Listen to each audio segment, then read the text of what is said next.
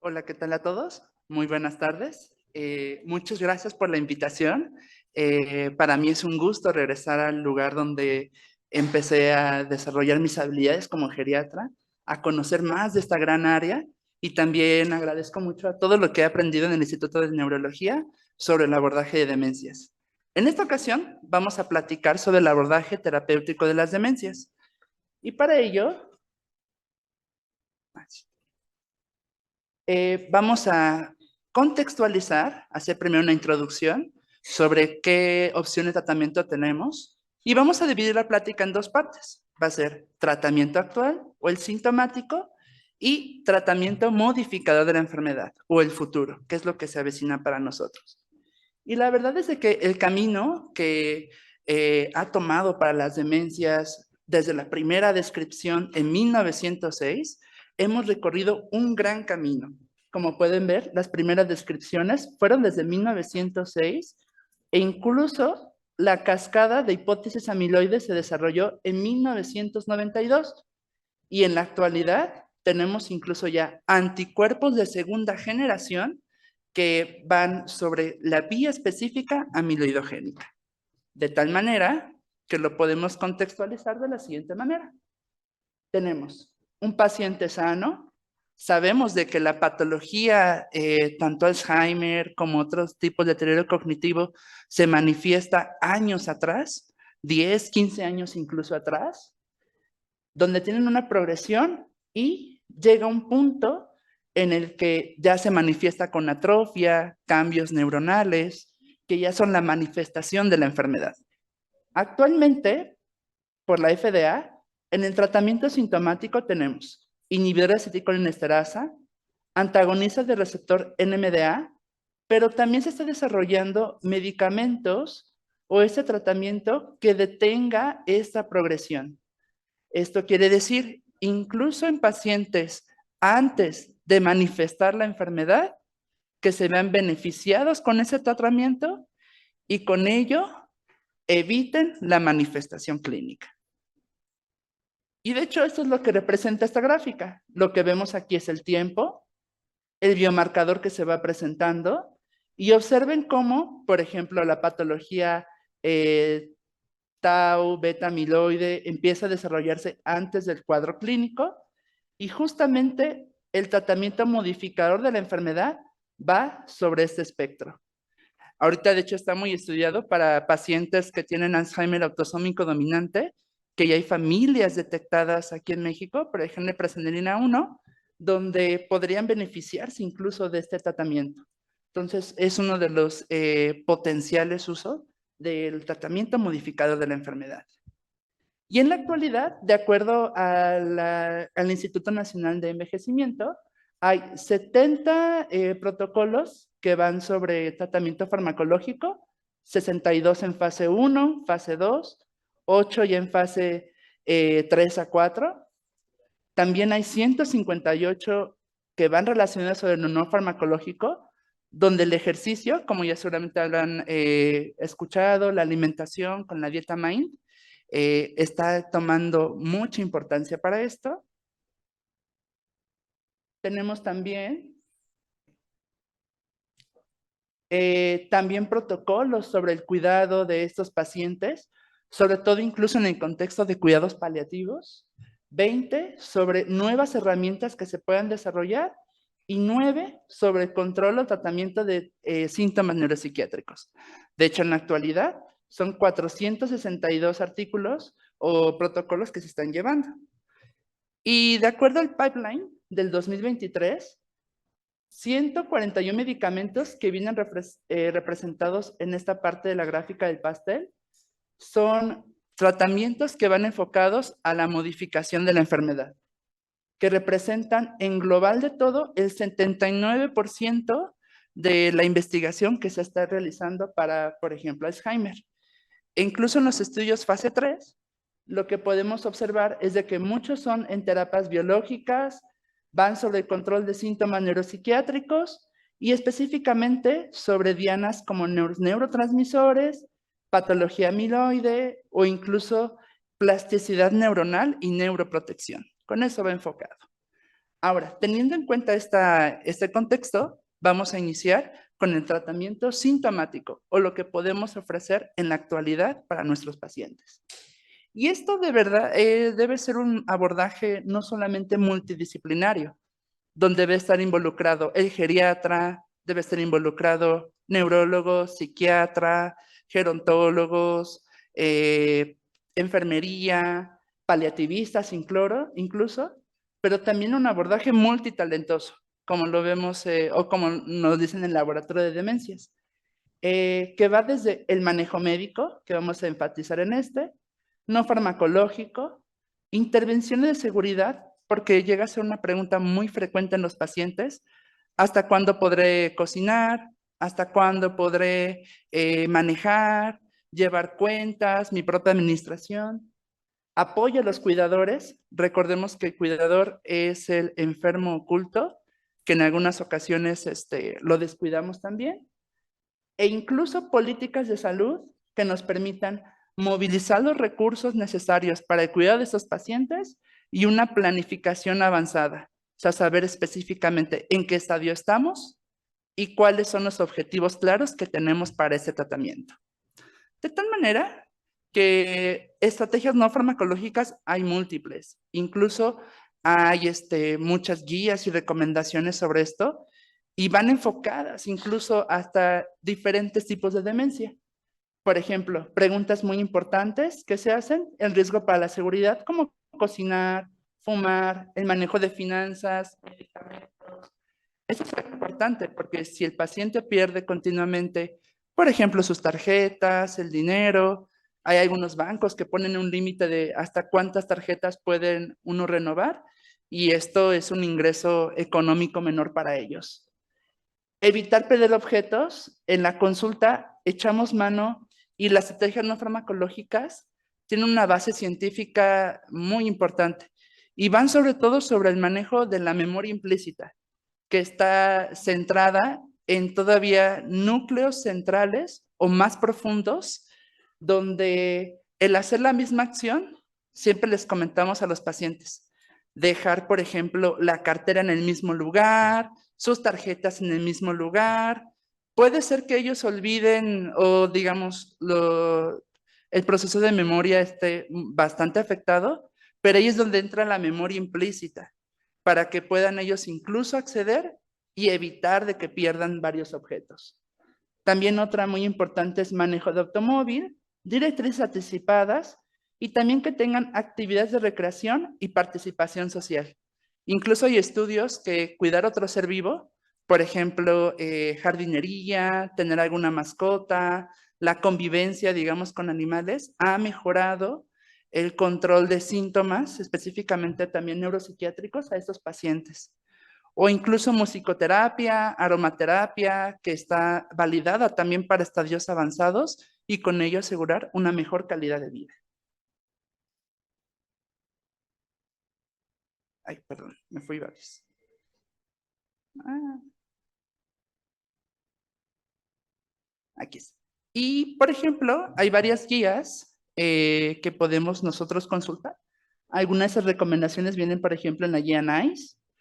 Hay guías específicas de acuerdo a los síntomas que presentan. Por ejemplo, pacientes que tienen alteraciones visuales. Hay incluso recomendaciones de cómo adaptar el entorno para que puedan mantener la máxima independencia. Y también el manejo médico va enfocado sobre todo en probable o la posible patología subyacente y va sobre diferentes controles de síntomas. Va tanto de la parte cognitiva, conductual, motora y mantener la funcionalidad lo más alto posible. Esto es ajustado a metas y contemplando al paciente y a su cuidador. Ahora, del tratamiento que tenemos actual, tenemos los inhibidores de aceticolinestaasa. Recordemos que el primero que se desarrolló fue tacrina, el cual ya está descontinuado. Actualmente tenemos donepezilo, rivastigmina y galantamina, que tienen su uso, su efecto, por ejemplo, en demencia tipo Alzheimer, enfermedad de Parkinson, Lewy y mixta vascular, en estadios leves a moderados. Cuando se inician en los pacientes, siempre vigilar los efectos cardiovasculares, como la bradicardia, y enfermedad gastrointestinal importante, porque es el principal motivo por el cual suspenden el tratamiento. La base científica detrás de los cineastas con esterasa va de que al inicio de la enfermedad, la vía colinérgica es de las principales que se encuentran afectadas. Pero no solamente en ese punto, sino que se ha demostrado que incluso el beta-amiloide inhibe la liberación de acetilcolina, disminuye su captación y la concentración intracelular de acetilcolina, ya que inhibe a un receptor específico en núcleos colinérgicos, que esto favorece de que se precipite más el deterioro cognitivo. Entonces, tanto va para favorecer la neurotransmisión como para evitar el efecto tóxico del beta-amiloide. Y eso sobre todo en neuronas del hipocampo. Incluso hay revisiones como la de Cochrane, donde el efecto o lo que nosotros queremos evaluar en los pacientes con esos medicamentos es en cognición y funcionalidad, mantenerlos lo más estables posibles. Recordemos que son enfermedades degenerativas, progresan con el tiempo y esto implica que sí va a ir en enlentecimiento, pero mientras este no se ve acentuado o no presenta algún efecto adverso, se puede continuar con ese tratamiento. De tal manera que les dejo esa tablita donde vienen los efectos, las dosis, siempre titularlo, y qué debemos vigilar para cada uno de ellos. Por ejemplo, donepezil sé que tiene menor efecto gastrointestinal, pero sí es importante considerarlo. En ribastigmina se ajusta, digamos, en enfermedades hepáticas, y la galantamina, que no está en México actualmente, se puede dar con los alimentos y requiere ajuste renal y hepático. También hay otros posibles beneficios, incluso, por ejemplo, la ribastigmina, cuando los pacientes tienen muchos síntomas motores o hay también otros efectos con delirium, con la disminución de la acetilcolina, podría emplearse también este tipo de medicamentos. Cuando progresa el cuadro, ya cuadros moderados a severos, tenemos la memantina, que es un antagonista no competitivo de afinidad baja a receptores de glutamato. Este se puede considerar incluso en conjunto con un inhibidor de acetilcolinesterasa, de acuerdo a lo que comenta la FDA. Tiene mucho efecto también en agitación y hay que considerar sobre todo en los pacientes que llegan a presentar cefalea, diarrea y mareos. Por ello, hay una titulación que debe realizarse semanalmente para disminuir la probabilidad de estos efectos adversos.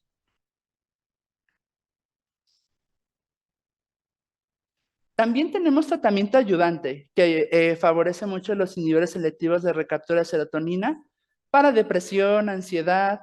Los de mejor perfil son sertralina, escitalopram y evitar paroxetina por el efecto anticolinérgico, y antipsicóticos que tienen su efecto en agitación, agresión, angustia y psicosis, y tienen un uso limitado en algunas enfermedades, por ejemplo Parkinson, que se prefiere sobre todo quetiapina, clozapina como última opción, y en Alzheimer hay estudios ya actuales de la FDA para Bexpripazole. También es importante, cuando tenemos síntomas conductuales, llevar un protocolo DICE, que hacemos una función de investigadores, desde describir qué puede desencadenar un síntoma neuroconductual, investigar el contexto y con ello crear un plan de acción adecuado. De hecho, les tengo un ejemplo donde, por ejemplo, un paciente presenta un cambio repentino en la conducta. ¿Cuáles pueden ser sus posibles causas? Por ejemplo, algún proceso como fiebre, golpe, infecciones. ¿Y qué se puede hacer? Por ejemplo, buscar los síntomas para los familiares y si se encuentran, llamar al médico. O si se ha omitido una dosis, incluso pueden darle la dosis en el momento que sea necesario. Ahora, sobre los fármacos modificadores de la enfermedad, está muy basado en la inmunización pasiva. Van dirigidos sobre todo a la vía amiloide, también la vía tau. Y como recordamos, la generación de la vía amiloide es por la beta secretasa, que empieza primero a generar oligómeros, que son los más tóxicos que están descritos para estos pacientes, oligómeros y con ello las fibrillas. Y como podemos ver, múltiples son los anticuerpos que se han desarrollado para esta cascada o digamos esta vía imidologénica. De hecho, les traigo esta diapositiva. Representan los anticuerpos de segunda generación. En aquel momento habíamos ya escuchado de aducanumab, que sí había tenido efecto en aclarar la patología beta amiloide, o sea, en estudios funcionales, pero parece que no tuvo tanto efecto cognitivo como el esperado. La molécula actual, la que vamos a desarrollar, que es el lecanemab, es esta, VAN 2401, que como puede ver, va sobre todo a partes de la molécula o del beta amiloide que son más grandes, que son los oligómeros.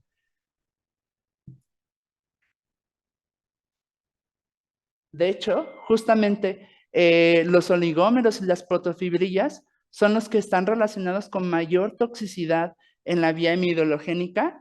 No se une lecanemab, por ejemplo, a los monómeros, pero sí tiene una selectividad incluso a 10 veces más que el gantenerumab y 100 veces más que aducanumab. Por ello, y es seguramente como lo han visto en las noticias, la aprobación del lecanemab, que es el artículo que vamos justamente nosotros a discutir. Este fue publicado en el New England en enero del 2023. El estudio es el estudio Clarity AD, que es un ensayo clínico fase 3, multicéntrico y doble ciego, que fue publicado en una revista de muy alto impacto, que es la New England Journal. El diseño del estudio fue el siguiente. Se incluyeron a 1,795 participantes, donde tenían demostrado por biomarcadores la presencia de enfermedad de Alzheimer con un CDR entre 0.5 o 1, que esto quiere decir deterioro cognitivo leve o demencia, y justamente se demostró mediante estudios como PET amiloide la presencia de esta patología. Estos pacientes fueron alterados uno a uno. Lecanemab fueron 898 placebos. En este momento se evaluaron diferentes escalas, como CDR suma de cajas, se le hizo el PET y varias herramientas que ven tanto la parte cognitiva y funcional. Se evaluó después en 18 meses y se compararon las diferencias. Observen que el lecanemab se administra de vía intravenosa, uno de los principales puntos que tenemos que considerar para este medicamento, cada 2 semanas, y de estos 169 abandonaron, y del otro grupo, el placebo, 140 abandonaron. Ahora les traigo las gráficas de los principales desenlaces. Por ejemplo, el principal cambio que fue diferente a aducanumab es el cambio en la cognición o el CDR por suma de cajas de 18 meses, donde si vemos en estas curvas de Kaplan-Meier, sí hay una diferencia importante entre el lecanemab y el placebo, donde los pacientes con placebo tenían un puntaje de 1.66, con lecanemab 1.21 y con una P significativa. Además, también se comparó mediante los estudios funcionales que se haya aclarado la patología beta-amiloide, en el cual también se observó una muy clara diferencia que ya la habían visto desde aducanumab, donde fue una diferencia de menos 55.48 mediante la medición de centilloides, igual con una P significativa.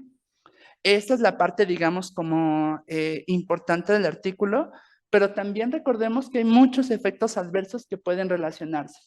Incluso observen que cualquier efecto adverso sí fue presente hasta un 88.9% de los pacientes, y uno de los que se están vigilando con mayor,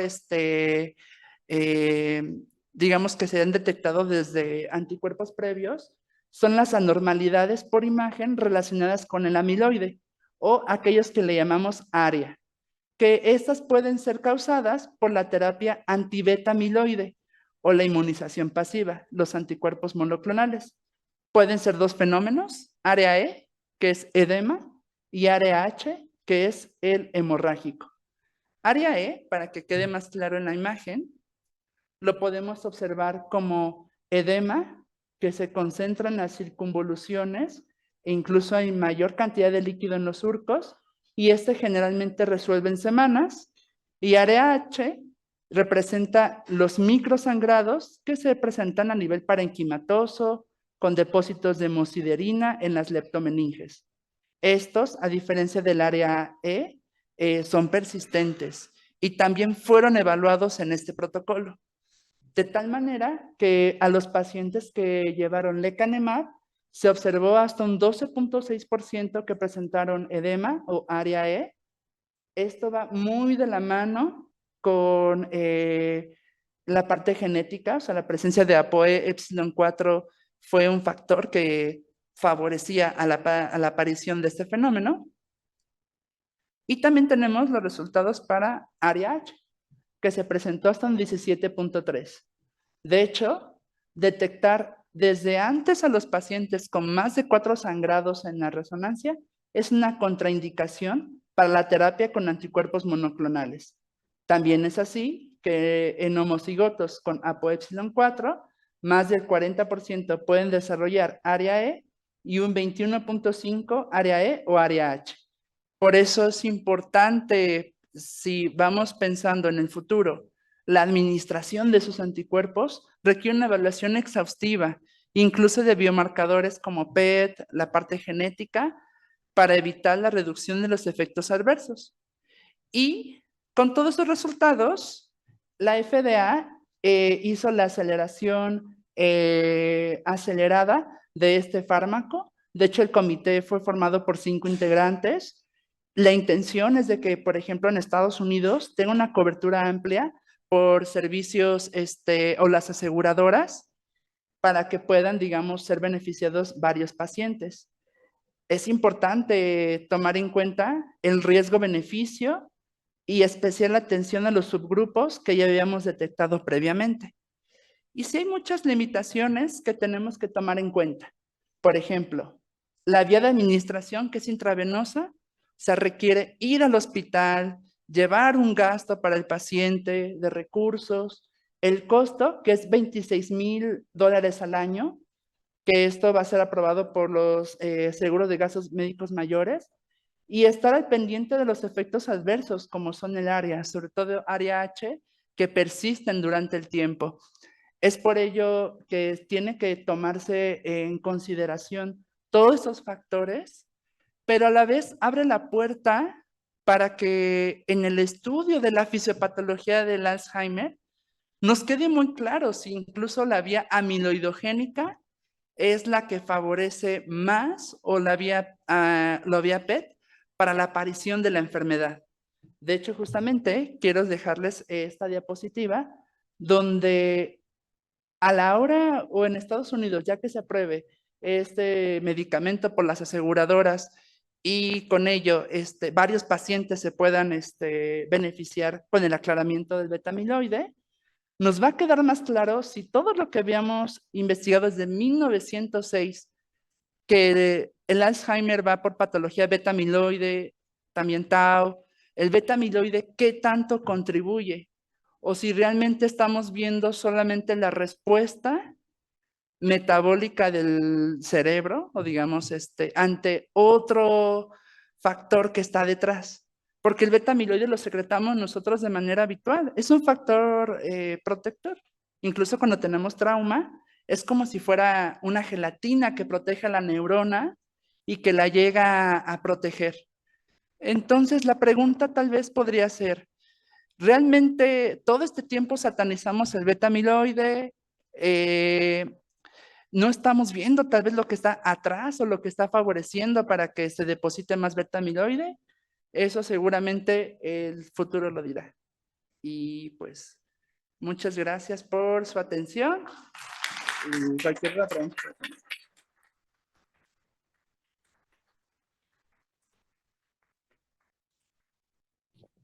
Muchas gracias, doctor Montiel. Qué interesante su ponencia. Tenemos un regalito para usted. No tenemos tiempo para preguntas